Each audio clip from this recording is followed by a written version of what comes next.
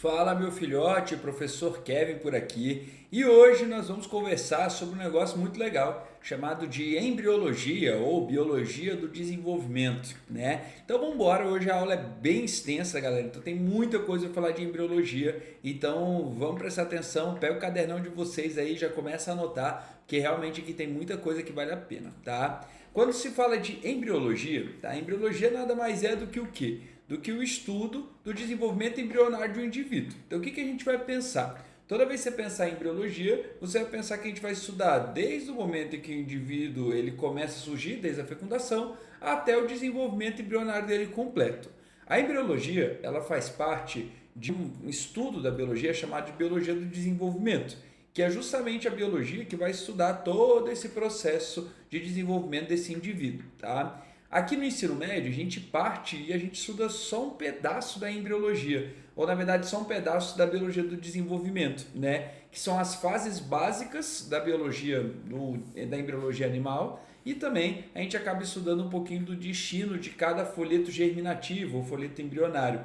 Então isso é bem interessante e, enfim, é um estudo que ele é muito amplo, a gente consegue realmente aprofundar bastante em relação a isso, né? Mas aqui a gente vai passar o que mais você precisa entender para suas provas, tá bom? Então, para começar, aonde que começa a embriologia? Ela começa num evento chamado de fecundação. Então, a partir da fecundação, você tem a formação de uma célula chamada de célula ovo ou zigoto. E é exatamente nesse momento onde a embriologia animal ela acontece, certo? Então, preste atenção. Quando uma mulher ela ovocita, quando ela joga o óvulo para fora, ela joga o óvulo junto com algumas camadas ao redor dele, né? Então você tem aqui o gameta, que é o óvulo, né? Mas que é o ovócito secundário, certo? Mas além disso, ao redor dele, você vai ter ali a zona pelúcida e a coroa radiata, certo? O espermatozoide ele precisa passar por essas barreiras. Coroa radiata é uma barreira física para o espermatozoide, então é uma barreira que ele vai precisar fazer força ali para ultrapassar ela. Depois disso, ele vai para uma barreira química chamada zona pelúcida. A zona pelúcida é onde o espermatozoide vai liberar as enzimas acrossomais. Então tem um receptor na zona pelúcida chamado de ZP3. E é exatamente a partir da interação com esse receptor celular que você vai conseguir liberar as enzimas acrossomais. E essas enzimas acrossomais acabam degradando a minha zona pelúcida. Ao degradar a zona pelúcida, o espermatozoide ele entra em contato com a membrana plasmática ovocitária. Quando o primeiro espermatozoide adentrar ao ovócito, você vai ter a liberação do que a gente chama de barreiras primárias e secundárias do ovócito. Barreiras primárias, basicamente liberar íons para fora para acabar matando as células de espermatozoides que estão quase entrando, certo?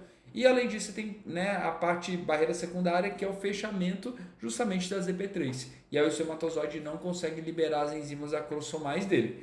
Então, é um caminho extenso, cheio de, vamos dizer que barreiras ali, né, no meio dele, para conseguir de fato chegar, né, a um ovócito secundário e conseguir de fato fecundar ali um gameta feminino. Mas depois que o primeiro passa por todas as barreiras, você começa a ter um núcleo masculino e um núcleo feminino dentro daquele ovócito, certo? Então, lembrando que o ovócito secundário ele ainda está pausado, né, na metáfase 2 da divisão, e após a fecundação é que ela finaliza a divisão celular desse ovócito secundário, virando uma ovótide, certo?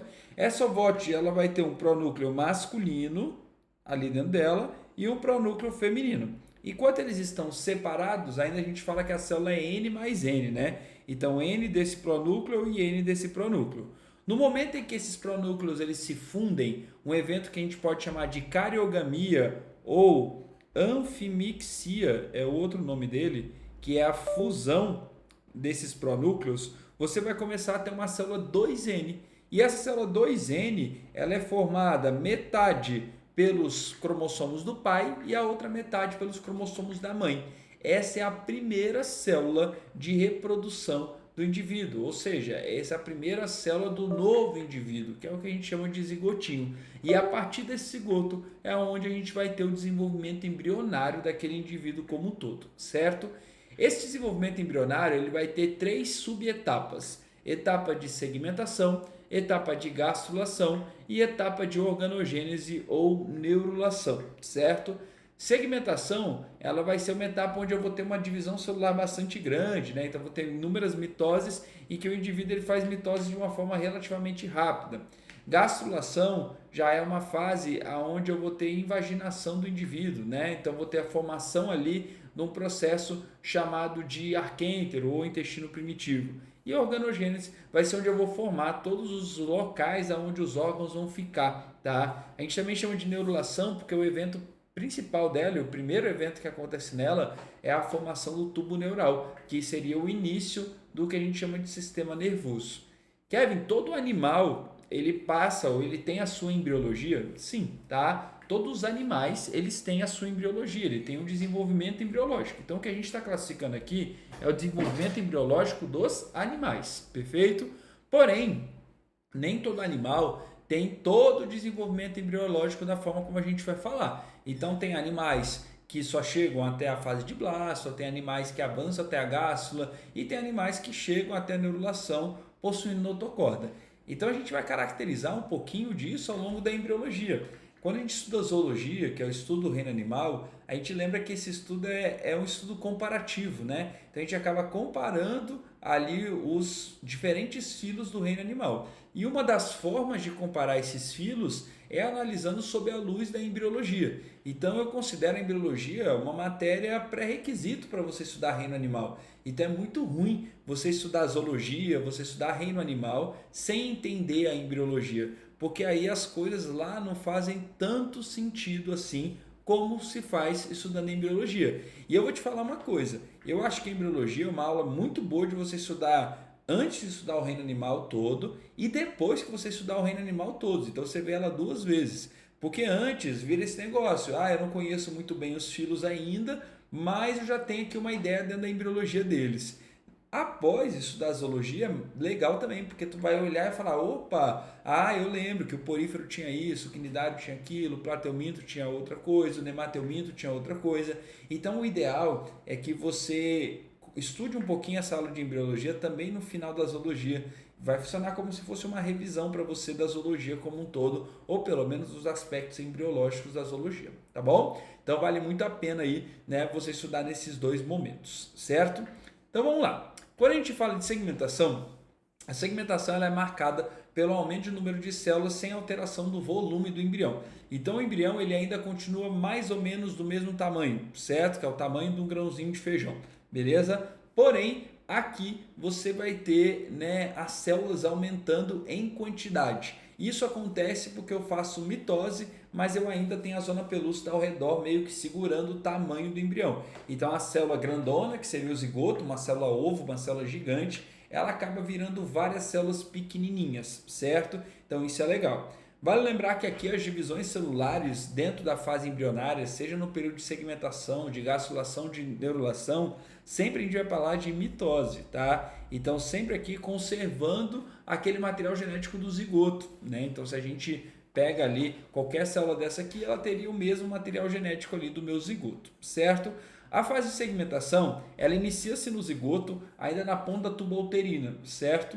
Esse zigoto ele vai, né, caminhando, vamos dizer assim, ele vai se deslizando na tuba-uterina através dos cílios da tuba-uterina, até que ele vá fazendo a primeira clivagem, a segunda clivagem, a terceira clivagem, que seria quando ele vira 2 células, 4 células, 8 células, certo? Até virar o estágio 16 e 32 células, beleza? Quando ele chega nesse estágio de várias células, a gente chama isso de mórula. Então, zigoto, uma célula única, mórula significa várias células juntas. A gente fala que é mórula porque parece uma amora, né? Então, para quem já viu uma amora, são várias bolinhas juntas aí, parecidos com esse estágio de mórula, certo? É no estágio de mórula onde a gente encontra as células totipotentes, perfeito? Então, é aqui, ó, onde eu tenho todas as células totipotentes desse meu embrião, que são aquelas células troncos que são capazes de virar qualquer coisa, qualquer tecido. Então são as células tronco mais potentes que eu tenho. Kevin, o que é célula tronco? Célula tronco, ela é uma célula indiferenciada. Indiferenciada. O que significa isso? Indiferenciada. É isso, né? Tá? Que significa isso? Significa que ela ainda é capaz de formar novas células, ela ainda é capaz de formar novos tecidos, beleza?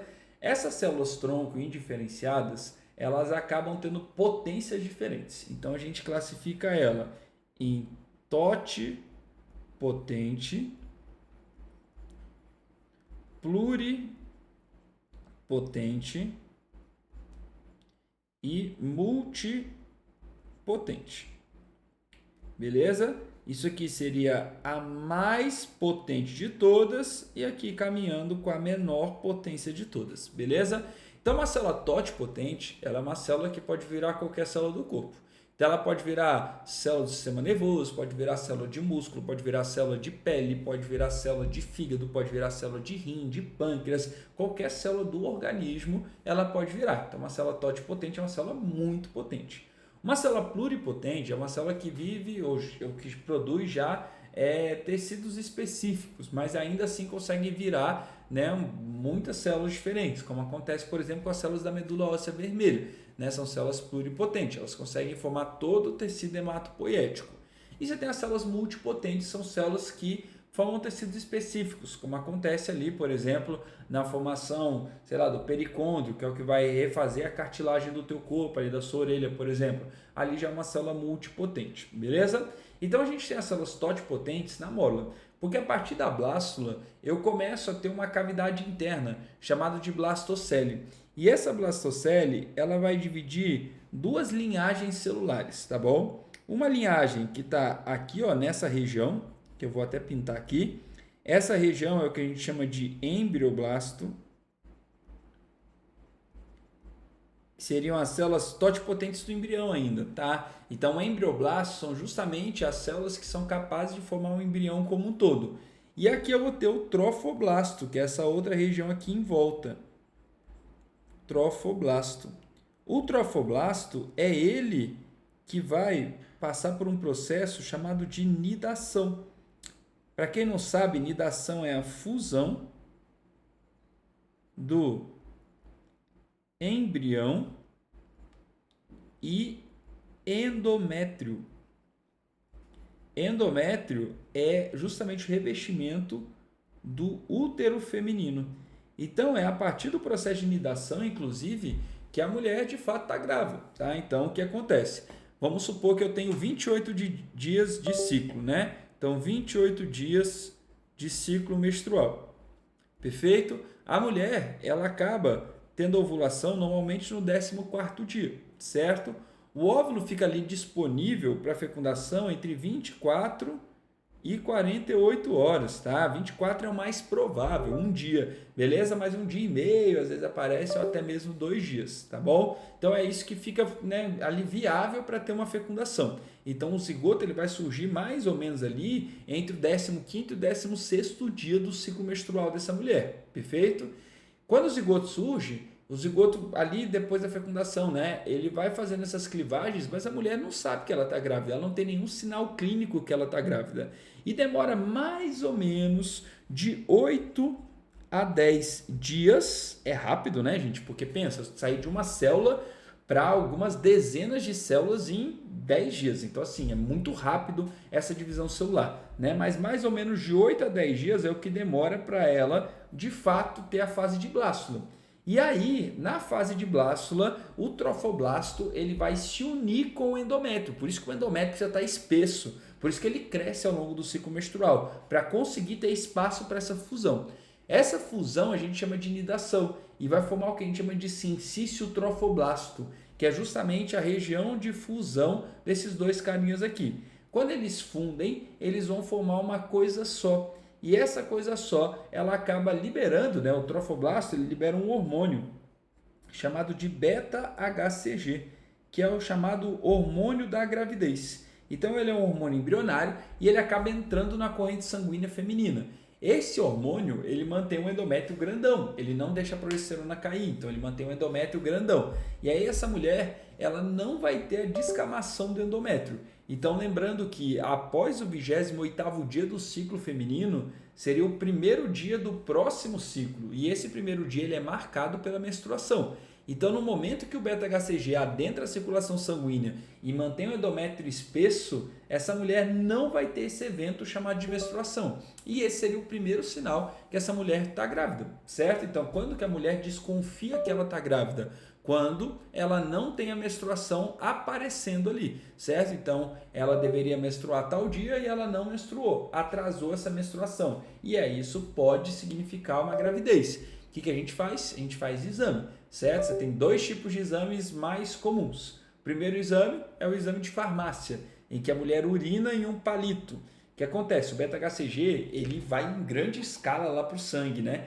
E aí tudo que tem muito no sangue você acaba excretando, você acaba jogando fora pela tua urina. E aí o que rola? Quando a mulher ela urina no palitinho, o palitinho ele acaba visualizando, ele acaba percebendo que ali tem beta-HCG e com isso ele reage, o que dá o resultado positivo daquela gravidez, certo?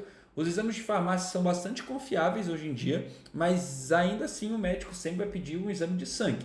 Então vamos supor que a mulher aqui fez o exame de farmácia e deu positivo.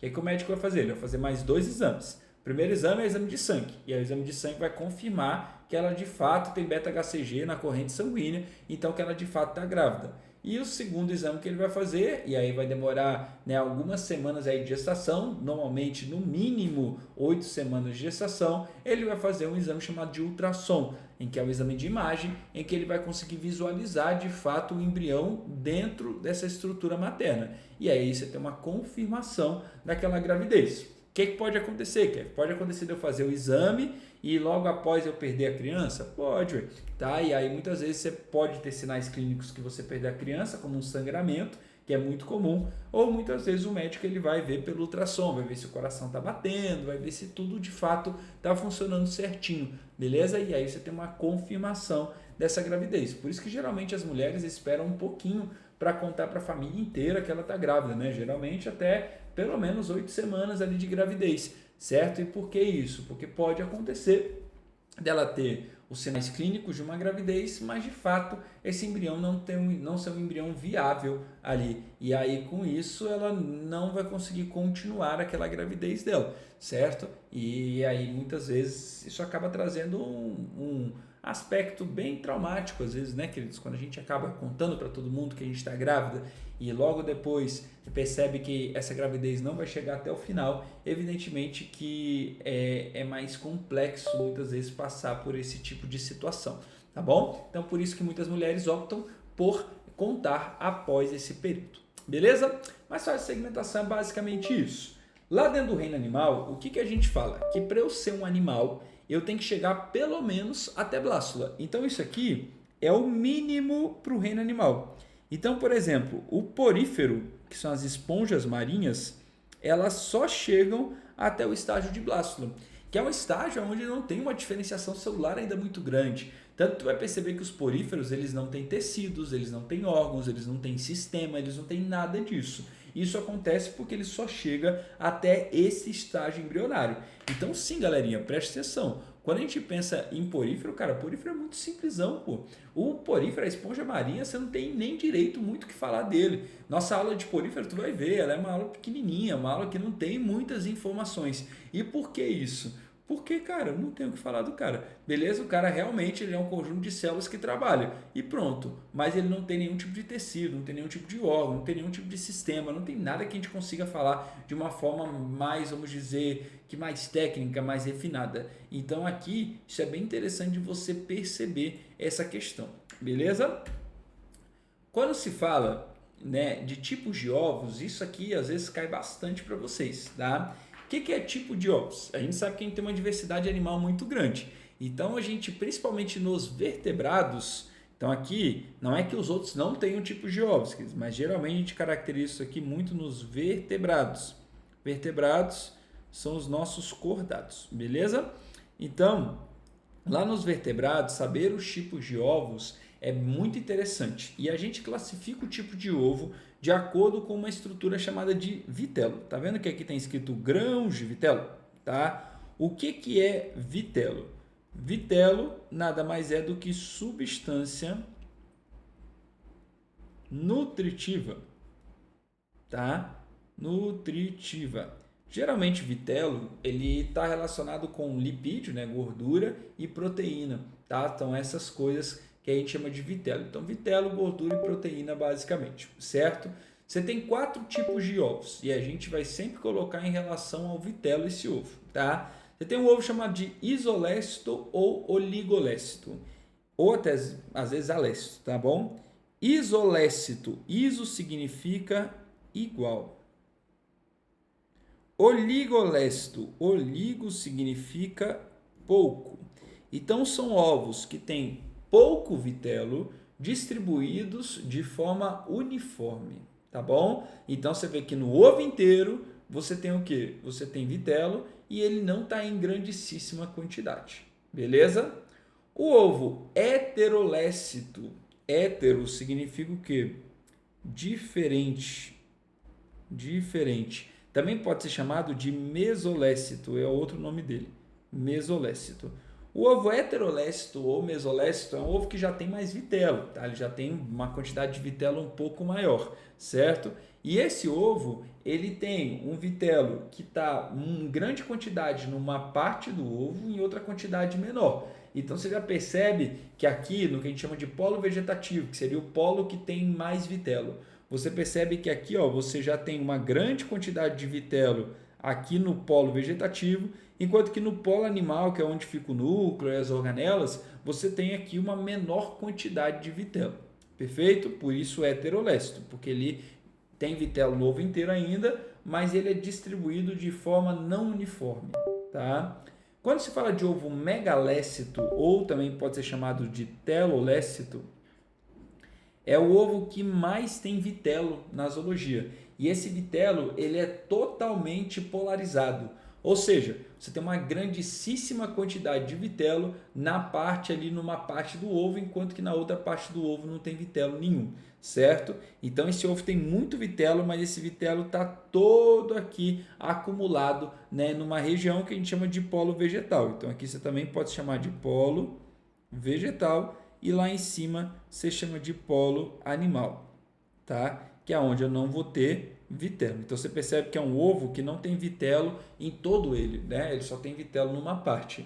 E você tem o ovo centrolécito, que é um ovo que tem um vitelo todo ao redor do centro do ovo. Então o vitelo também não está presente em todo ele, está presente só ali no meio do ovo. Quer ver o que isso influencia? Isso aqui influencia em como que a mitose vai acontecer. O que tu vai perceber, galera? Tu vai perceber que toda vez que a gente pensa em vitelo, o vitelo ele meio que atrapalha um pouquinho a divisão celular. Então, as células onde tem muito vitelo, ela acaba não conseguindo se dividir em grande escala. Então, ficam células menores, ficam células pequenininhas.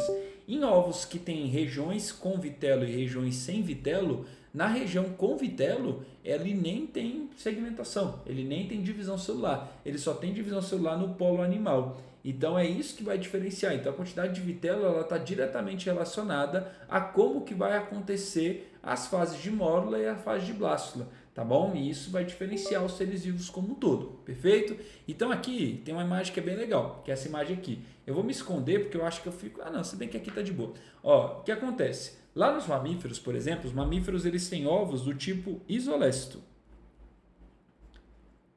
que é aquele ovo, se a gente lembrar, é aquele ovinho que tem o quê? Que tem pouco vitelo distribuído nele inteiro, certo? Então, os mamíferos que têm o ovo isolécito, o que ele percebe? Você percebe que ele vai ter aqui, ó, uma segmentação do ovo inteiro. Toda vez que você tem segmentação do ovo inteiro, você vai chamar ela de holoblástica. Então, holoblástica significa segmentação do ovo todo. E as células aqui são praticamente células do mesmo tamanho. Então, a gente chama de holoblástica igual, certo?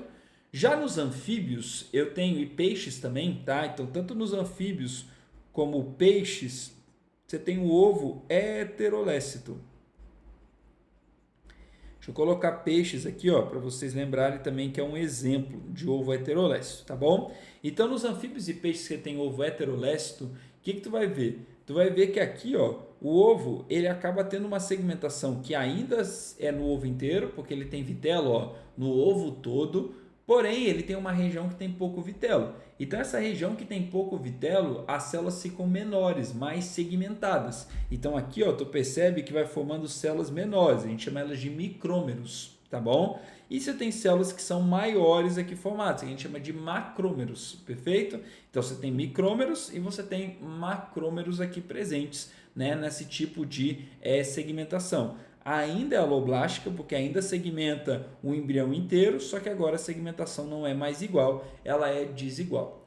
A partir do ovo telolécito, eu começo a ter uma segmentação que não é no ovo inteiro. Então, os ovos telolécitos, que é esse aqui, ó, de telolécito, que é de aves e répteis, você começa, lembra aqui, ó, o ovo telolécito ele tem muito vitelo numa região só e uma região sem vitelo nenhum, que é a região de cima.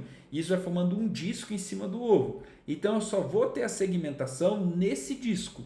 Então, a segmentação ela é meroblástica, porque ela não acontece no embrião inteiro, só numa parte, e ela acontece no formato de um disco, tanto que a gente chama de blastodisco, né? Então, por isso é chamado de discoidal, certo? Justamente porque é só na partezinha do disco, beleza? E o ovo centrolécito, ele não tem invertebrados, tá bom? Então, vertebrado não tem ovo centrolécito, mas a gente vai encontrar nos artrópodes. Então, os artrópodes aqui, ó, tem os ovos centrolécitos.